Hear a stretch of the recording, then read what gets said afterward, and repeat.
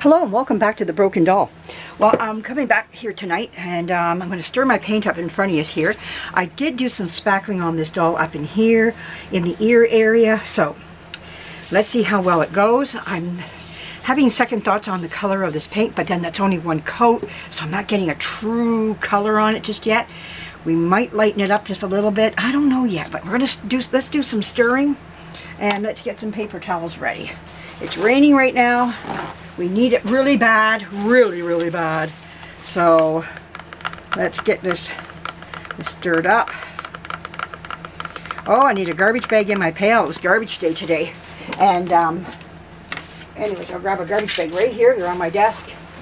Oh, let's see. Oh, there we go. Oh, and they went down on the floor. We'll get them later. All right, the garbage bag. I need a garbage bag because I can't live without them. All right. There we go, we got our garbage now. I should have done that earlier, but did not know. All right. There we go. So I've got some stirring done in here. Now see, it lightens up when you stir it, so that's nice to see.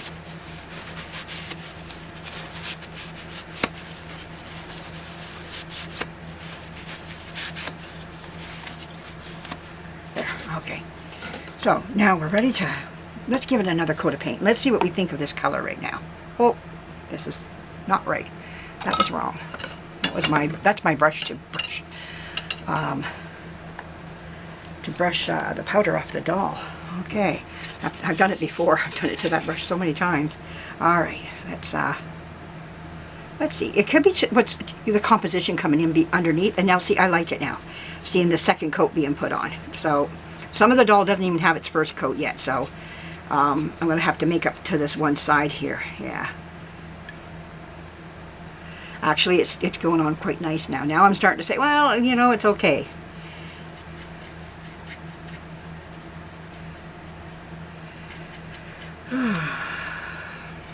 Let's see.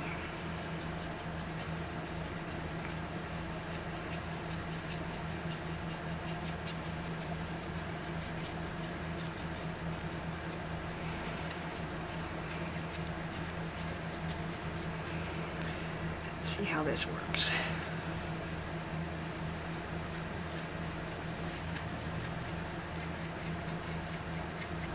Okay, I'm not too happy. I should have done more sanding in here. That ear is bothering me. Okay, I get bugged by the most stupidest things, but I have to be that way because it's just how I am and what I'm looking for in this doll. Okay, what I'm going to do, we'll take the paint off on this one, in the ear area. Okay. Okay, there you go. Can't get this one side done. Just not going to happen. We can paint other sides of this doll. That's what I'm going to do. And usually I don't do this. I try to keep one side. Yeah, this needs to be sanded more. This is great in here where I went. I like that. That looks nice, but some of this other right in this ear area needs to be sanded better. I was too hasty. So we'll just keep going right in this area here. What I find is sometimes there's so many nicks in this doll. The nicks are just coming out. Like I'm seeing problems all throughout this doll. But one of the things I got to remember is in the hairline, especially where I'm seeing these, is that it will get airbrushed in there. So I'm going to just hope that the airbrushing will suck that up and, you know, make it go away. Maybe it will. Like I say, you can't get 100%. These dolls are so when I buy them, they're done, you know, type of thing, and they're, you know,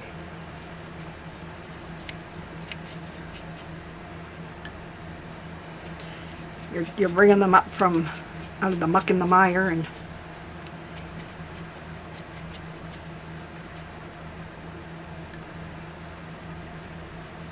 I did not thin this paint down because I love it where it is at. It is in a nice, I love the thickness of it, and it's going on so nice that I don't want to, I'm trying to keep going one direction. I was going the opposite way and I don't like that. There we go. Now, I did hear one lady say that when you're painting your doll by hand, it's nice to go one direction then the other. And it has worked for me at times. There are times when I have to put a few more layers of paint on the doll, and you can start seeing like you get streaky a little bit because you're going one direction all the time, and going the opposite direction can hide your mistakes on your doll. Like you know, you look at it, you go, okay, let me try this, you know, this method. And it does work. So just letting you know that, you know, that don't be afraid like the next time to go like, you know, this way with your doll, you know. So, and because that's where I'm going this time. Now before I paint this doll again, I'll sand that ear a little bit nicer, you know, and get that ear looking better.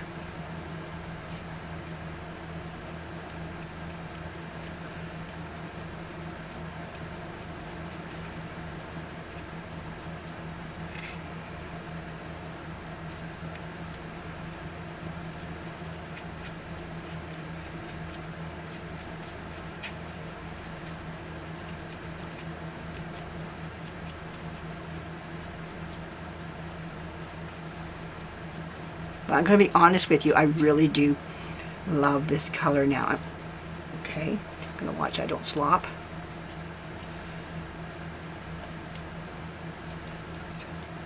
Watch for drops, like driplets or whatever you want to call them, driplets, droplets, whatever you want to call them. I call them driplets.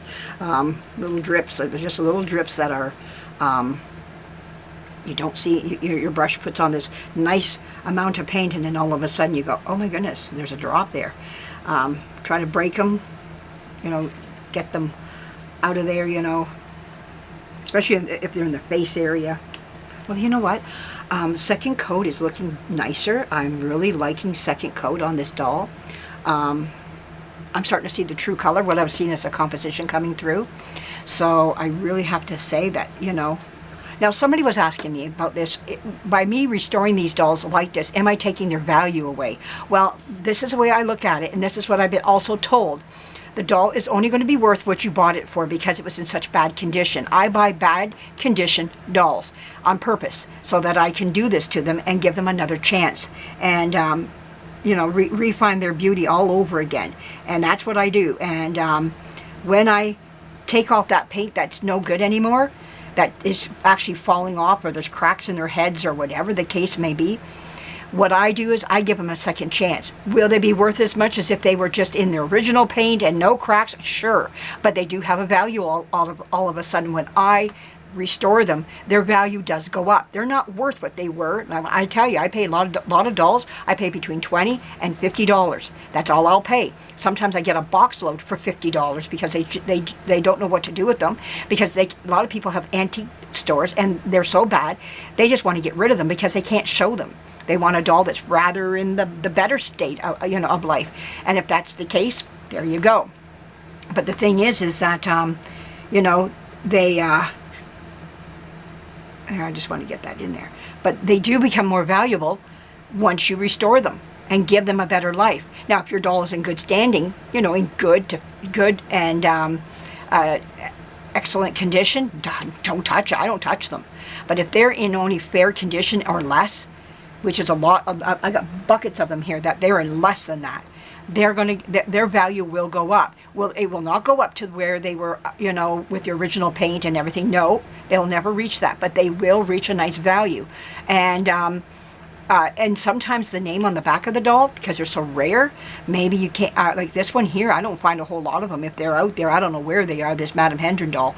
And, you know, so the thing is that with Madame Hendren dolls here, you know, she could be a little bit worth more even being restored, and never like her counterpart that is original paint, of course, but she's going to have a value. She could be about $20–30 even less than her than the original, with original paint and everything. And but we try to give them some beauty back again. That's all we're trying to do is restore the beauty back into these dolls that most people want to just put in the garbage. And when they're at garbage level and people don't know what to do with them, you know, the average person out there just looks at them and goes, look, you're just too far gone. I don't know what to do with you. Then this is where I can sweep in and say, I know what to do for you, and I can give you another chance. And that's where you come in, and you can give them another chance. And yes, maybe that doll, let's just put up a pretend price. Maybe an original doll goes for like $100, original paint, you know, and everything on the doll. It's $100. You come along and buy a doll for $5 that's in bad condition, same doll, but you turn around, you might get 75. That's not a bad turnaround on your doll. You know, just saying, you know, you might get 80, and sometimes you might get the same price. Don't be shocked or surprised, because it might be a doll that somebody just wants, and they had it in their childhood, or their mother had it in their childhood life. They just love the doll. They'll pay it. You could actually ask for the full price, because that doll is in beautiful condition. It could actually look better than the doll, the doll in original paint. So something to think about. You know, a lot of different twists and turns to this here, and I've seen it happen. I've seen dolls that have been restored going for the same price as a doll that was not restored. So depending on the doll, depending on the restoration, depending on a lot of little things in there, you know, how good your restoration is too will determine a lot just as well. So just food for thought there, you know. And but something nice to know, you know, when you know, get into this type of artwork. You know, it is an artwork now, and restoring these dolls, at least that's what I call it. I think it's an artwork. And you know, like I said, it's a second chance for these dolls. How many coats of paint will this doll get? Probably 2 more, and that's really about it, because I didn't thin down my paint. My paint is thick, so because of not bringing my paint color, like thinning it down, because I love the way it's going on now. It doesn't mean on the second and third coat I might spill some of this into another jar, thin it down just to cover up a little bit better, and I have done that before. Right now on these first 2 coats, I like it thick. The third and fourth coat, I might just look at it and go, you know what? I'm going to pour some into another jar, and that'll be my thin down paint. Sometimes I put a T on the top of my jar. It's not always. Or I put this jar away from me so I don't see it, and that jar that I have the new thin paint will sit in front of me until I'm done the doll. So lots to deal with in there, you know, when you're thinking about doing these dolls, and the different things I've learned along the way. The first 2 coats I like to leave nice and thick. I've done it many times. Sometimes I'm going, you know what, it's that paint's just sitting nice. I like it thin down. Just I want it thin, just a little bit thinner to spread across. Sometimes I find my brush is not moving across the doll as well. It depends on weather too. Right now it's humid. Now we're getting some humidity because of the rain, so it gets a little tacky and a little different. So you go, okay, I need to thin my paint down. You know, you got to really take what the weather is, and just what your brush is saying to you. You can feel your brush kind of that slide as freely, and I go, you know what, I need it thinner. And when that starts to happen, I thin my paint down with some paint thinner, and I use odorless paint thinner, Mona Lisa. I'll show it to you in a second here. Let me get this doll off my fingers, off my hands here, and I will show you the paint thinner that I use. I use odorless. If you want to use something else, that's okay. You know, you can use something else just as well. Get the paint off my hands here. This is what I use. I use Mona Lisa paint thinner from Michaels. You might be able to get it at another craft store.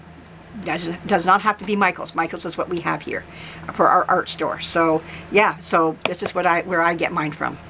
So yeah, lots to talk about, you know, lots to learn. All the time I'm learning. I'm not saying I got it all put together here, but I got some things, you know, I've learned along the way.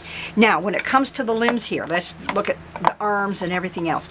I want to spackle these all one more time. So we're going to spackle right now. Okay, so let's get our spackling out. I want to spackle. I don't like the way that the paint was being put on, like how the paint received the went on the doll. I just didn't like it. So I want to spackle all over again, arms, legs, everything. I want to go right over everything again. I see little pit holes and the paint's going right into them, and I'm like, nope, that's not happening. So we start again. Sometimes you got to go backwards to go forwards, and if that's the case, get ready for the ride. Okay, I want to get the Banana Bonanza going, but it's just the weather between the garden, what we're putting in right now. I'm hoping to get that going soon here. The monkeys are getting a little stirred up. They're like, hey, where's our day that we're supposed to have here? And I'm like, yeah, I know. We got to get that a going. Mary Lou's getting a little feisty here. So, there we go.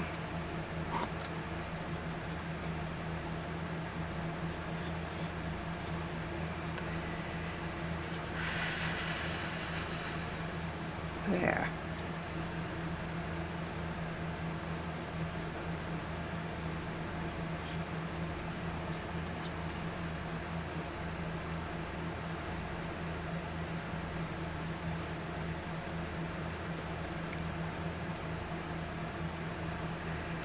There. So I just went over this again with some more spackling.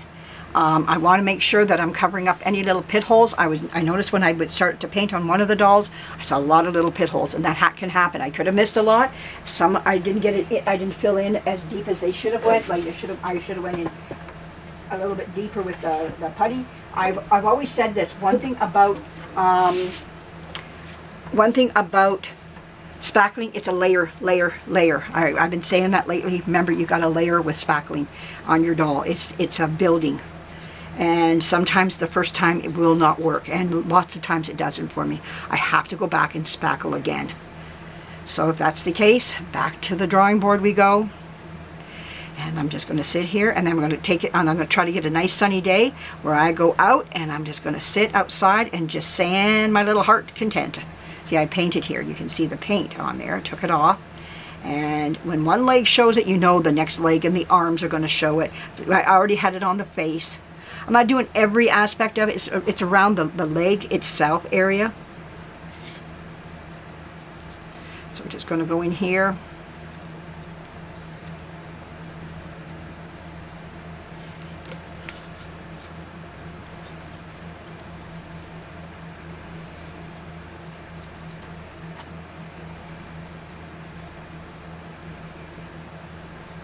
Oh, here's an area I know it's being missed, right in here. This ankle, yeah, right in there.